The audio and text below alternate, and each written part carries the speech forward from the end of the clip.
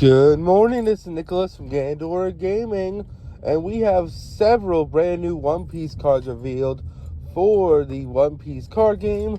So let's get straight into this. So we are in OP11 for the OCG reveals, and Godspeed is turning out to be a crazy set. I'm not going to lie, most cards have not really missed in the set for any of the colors. And this should be interesting because this is where we're starting to get the new reveals for the Shirahoshi leader. Yes, we got several brand new Seaking cards revealed, and we're actually going to start seeing the play style of this deck going forward, which is pretty awesome.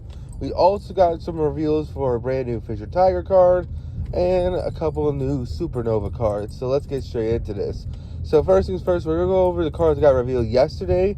I just didn't have a chance to go over because of the brand new Yu-Gi-Oh! Reveals.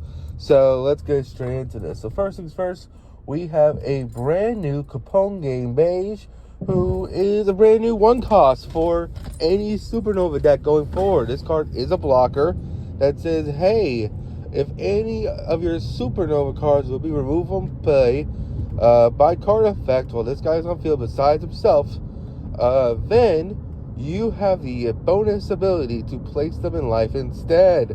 That is actually a pretty good effect for a blocker. That's actually an insane effect. So its base card is basically saying, instead of removing my character, you're actually healing me. And a lot of Supernova cards might actually have triggers. Because it's a yellow card, you're assumingly playing this as Yellow Kid or in Yellow Green Law. Meaning, if you, let's say, place, I don't know, a Basil Hawkins into life, or you play that Promo Law into life, well, then you can get their bonus effects if you fill the right conditions, which does feel pretty fucking good. Now, I will say it feels a little less good when you put one of the green Supernova cards in life. However, it is still healing them, and it's still making sure that the card doesn't get lost in the trash, which is still a great deal. So in order to get rid of this guy, you're going to have to just run into it somehow, because you're going to kill this Capone before you can kill any of his Supernova cards, or bottom deck any of his Supernova cards, or trash any of his Supernova cards, which is a pretty powerful effect for a new one-cost character. Alright, so let's move on to the next card, but before we do, I did get the cost wrong with the Capone Game Beige. Turns out he's actually a 2-cost, not 1-cost, but it still makes him an incredible blocker going forward for the Supernova archetype, so keep that in mind. Next card we got revealed today is a lovely brand new Gum Gum Red Rock. This is a brand new one-cost event for the yellow archetype, which is pretty nice. It's a Straw Hat card and has two really good effects. So it has actually a main effect, which basically makes this a 4-cost event, and it has a once per turn, it also has a counter effect that makes it a 1-cost event. So let's actually get into that. So this card has the ability that on main phase, you may rest 3 Dawn, and if you're both players, or not both players, if at least one player is at 5 or more life, you get to KO a 5-cost or less character. And its bonus effect is, if you do it on your opponent's turn, you may rest 1 Dawn to basically get a 3,000 power counter this turn, which is not bad at all. So on your opponent's turn, this card is basically the equivalent of a lovely, what's that red event that gives 3,000 power? The Toy Chopper one. The, you know what I'm talking about, from all the way back from the starter decks. It was the 1-cost event with Toy Chopper on it. You know what I'm talking about. It doesn't matter. Anyway, so it's basically that event, or in the rare situations where either you or your opponent has 5 or more life, then this card is a 4-cost removal card for 5 costs or lower bodies. Not bad. However, that is a huge restriction on this card, that you and, well, not you and your opponent, but you or your opponent must have 5 or more life. Meaning, well, if you go against a deck that's a 4-life leader, or if you or yourself are a 4-life leader, then half the condition is not fulfilled. And if both your leaders are 4-life leaders, well, then congratulations. This card is basically dead besides its event counter effect. Which, don't get me wrong, it's not a bad event counter. Giving 3,000 power is nice for a 1-cost card. However, it's definitely not the, utility that you saw, and for example, the red card, the Ragnarok card that Shanks is getting. Like, that card is just way better overall when it comes to like a one-cost event that can also be treated as a bigger card. But I do like what Bandai is doing. It's introducing a new type of card into the game, and this is pretty nice. So we already got introduced to the purple version of this card in the form of Gear 2. Now we have this card right here, and of course we also have the Shanks card. So that seems pretty awesome overall. The next card revealed isn't really a big reveal. It's literally just Zeus. So if you don't remember, we had the first card revealed for this set ever being this 2-cost Zeus. Because basically Bandai was like, look, we are so proud of our alt leader of Zeus with Nami on the art that we had to just reveal it, because this card is basically crazy. Now, I already went over this card in a previous video, so I'm not going to go over it again, but I did want to just show you guys the normal art for this card, because this card does look pretty cool. Now let's actually go over to the reveals that I'm really excited about, which are the reveals that happened today, which are the brand new Fishman reveals. As you heard me right, we have a brand new Fisher Tiger, and we have a whole bunch of Seaking reveals. So let's get straight into this. Alright, so now it's time to talk about the reveals that I'm most excited for. That is the brand new Fishman / Seaking reveals of the brand new set that just got revealed this morning. So let's talk about it.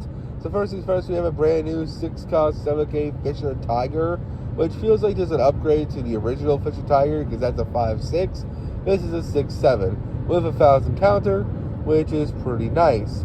Now this card has two really good effects. Its first effect is that if this card be KO'd by card effect, you may rest 1 Dawn in order to play a 4-cost or lower Fishman or Merfolk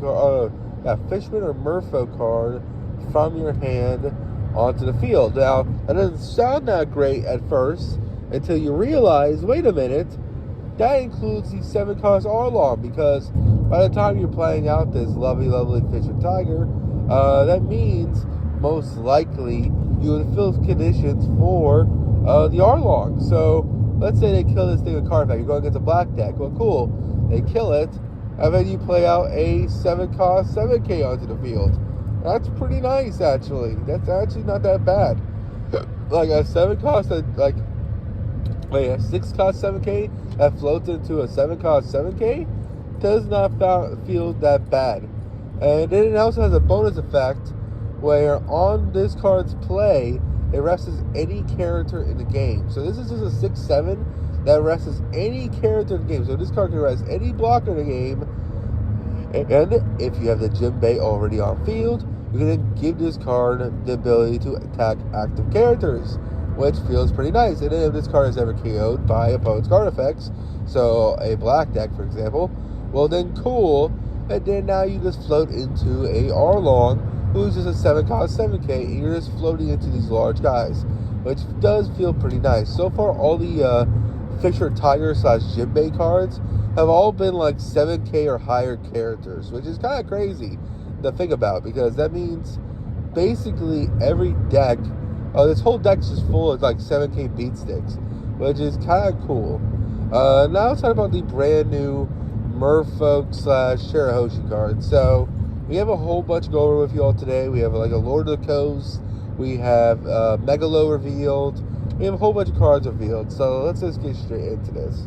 Alright, so our first Seaking revealed is Chromage. Now, I'm not going to lie to you guys, when I first started reading these Seakings, I didn't realize most of them had names. But yes, it turns out all these Seakings do have names, and this is Chromage. This is a 5-cost 6K blocker card that actually fits really well into the Shirahoshi deck. So let's talk about it. This card has the ability that basically activate may rest of your leader of Shirahoshi.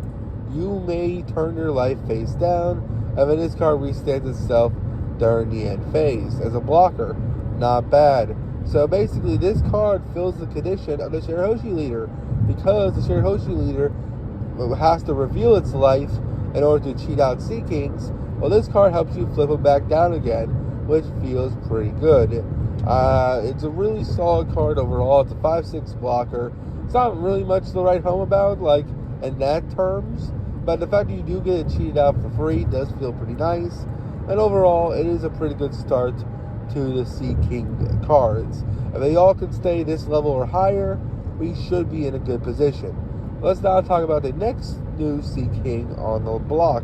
Alright, so the next card we got revealed is Megalo. This is the brand new infamous Megalo that we've been waiting to get revealed since we learned about the Shirahoshi leader.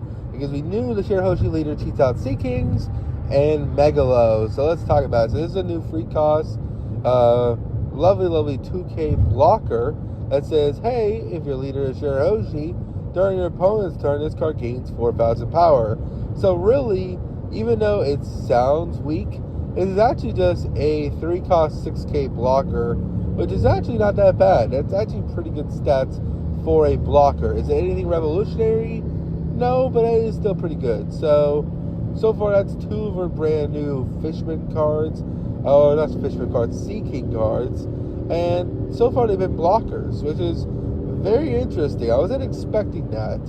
But I guess if Shirahoshi's whole gimmick is that she's going to be cheating out 5 cost or less characters, but most of them are blockers, that might sound pretty good. Because one of the biggest issues with like a deck like Iceberg is that it's just a little too slow. The fact that you cheat out a character, and then that character can't attack, and then basically your opponent has a free swing at you, feels really bad. I feel like Iceberg needs to go first. However, this deck says, hey, you don't necessarily need to go first, because if all these Seakings are just blockers that can like restand themselves, then that's not a big deal, because you cheat out a blocker, they swing, you block, hopefully the blocker survives, and then next turn, you swing with the blocker, do its effect, and then you get to restand the Seaking. It does not sound bad at all. But I think it's just for the Chrome. I haven't read any other Seakings that do that, but that wouldn't be a bad idea. And the next card we got to talk about is the Lord of the Coast. Let's get straight into this.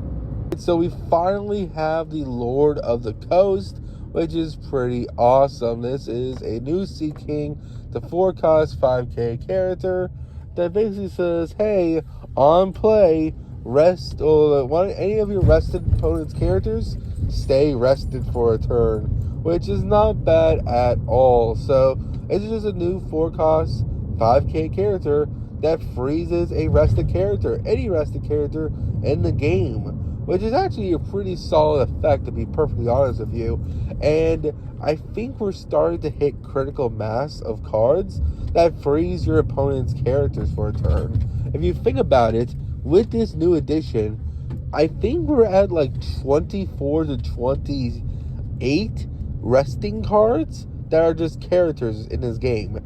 We of course have 10-drop Dolphy, we have 5-drop Carrot, we have 5-drop Perona, we have, technically if you're playing this in an Arlong deck, you have the 3-cost Arlong, you also have this brand new card, and I don't know, I feel like we're hitting critical mass. We have the 7-cost Perona that gets revealed in EBO2. I feel like we are just hitting a point where you could just play a green deck with every character in your deck just saying, freeze one of your opponent's rested characters, and you play this deck in like a Bonnie deck, and it's like, what the fuck are they going to do? Every character you play is freezing one of their characters, and anytime you play out a character, your leader is just going to rest them. That seems pretty good, honestly. Like, I can actually see this in like maybe like a Rosinante deck, where you were just playing a whole bunch of cards that freeze your opponent's characters, and you're just playing like the lovely sugar, and you're just resting all your opponent's shit, but they can't get rid of the sugar because you keep blocking with your leader, or just keep playing out little tiny blockers to protect it. I can see this as a really annoying, frustrating deck, and his Lord of the Coast is just one more in a whole line of cards that just keep freezing your opponent's shit, which feels pretty nice. I don't know if it'll be good, but it's just something to keep in mind. Alright, so now it's time to talk about the final Seaking reveal from the brand new set so far, that being Madra. I don't know how to pronounce this card's name. Sorry to disappoint. This one, the Chromia one, I'm not going to lie, I'd never heard these guys' names before, I didn't know these Seakings had names, but here we are, and here's the last one we got revealed as of today, Madra. So what does this card do? Well, this is a 4-cost 5k, 1000 counter Seaking that says, hey, on play, if your leader is Shirahoshi, look at the top 5 cards of your deck. Add a Shirahoshi or Seaking card from your deck to hand. So this is a 4-cost 5k searcher, which has a 1000 counter. Not a bad card at all. So far, I like the direction the Seakings are going for the Shirahoshi leader, but I do have an issue with their cost. If Shirahoshi could cheat out any Seaking by level, I need to start seeing larger Seaking cards. Like, don't get me wrong, these cards seem cool. However, we really have not seen a boss monster for the Shirahoshi leader. Now, you could just say, oh, well, that would be the Jinbei cards. But no, the Jinbei cards are for Jinbei and like other fishman leaders. They specifically need your leader to be a fishman. Shirahoshi's a merfolk, which I know sounds like, oh, that's what's the difference? Well, they're different species and a different card text on the card, meaning you can't really get the full advantage playing the Jinbei leader or playing the Jinbei card that you would in an Arlong or a Lovely Hody Jones or a Jinbei leader that you would get from playing it in a Shirahoshi leader or any other green leader for that matter. So I do think Bandai needs to give this deck some boss monsters to start cheating out with her ability, because that would make her different than all the other non-attacking decks. Because all the other non-attacking decks that cheat out characters, they always cheat out cards in the 4-cost or 5-cost levels. What happens if this card can just like start cheating out like 7-cost characters, maybe 8-cost characters, maybe 10-cost characters? Who cares? This character can't attack. Why not give it those cards? I don't know. I feel like this card's missing potential if they don't do that. But who knows? We still have plenty of yellow and green cards still to be revealed. We'll just have to wait. But so far, I'm really happy with the cards we got revealed so far. But I need them to keep it up. I need to up the pace a little bit. But we'll just have to see. Anyway, see you next one. Bye-bye.